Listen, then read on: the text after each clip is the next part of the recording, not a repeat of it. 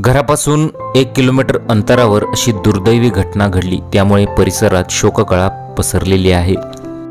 चंद्रवदन हा एक बहुआयामी व्यक्तिमत्वाचा तरुण होता। त्याला ट्रेकिंगची प्रचंड आवड होती आणि तो एक यशस्वी आंबा व्यावसायिक म्हणून ओळखला जात होता।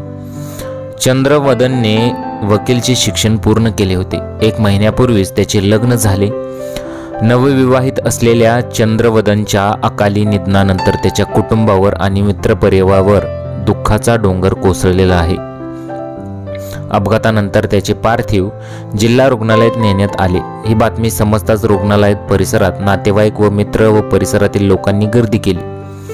चंद्रवदनच्या पश्चात पत्नी, आई, वडील, बहीण आणि काका असा मोठा परिवार आहे। आता चंद्रवदन पावस येथून आपल्या नाखरे येथील घरी दुचाकीवरून जात होता।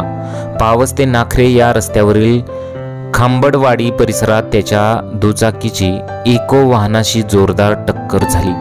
ही टक्कर इतकी भीषण होती की चंद्रवदनचा जागीच मृत्यू झाला। अपघातस्थळावरून त्याचे घर अवघ्या 1 किलोमीटर अंतरावर होते। चंद्रवदन पावसहून निघाल्यानंतर त्याला वडिलांचा फोन आला। घरी कधी येतोस असं सांगितले। त्याला विचारले, मी वाटेतच आहे, जेवायला वाढा, मी येतो लगेच, असं चंद्रवदन यांनी वडिलांना सांगितले। मात्र घराच्या 1 किलोमीटर अंतरावर झालेल्या दुर्दैवी अपघातात तो निधन पावला। त्यामुळे मृत्यूआधी चंद्रवदनचं त्याच्या वडिलांचं अखेरचं बोलणं फोनवरच झालं होतं।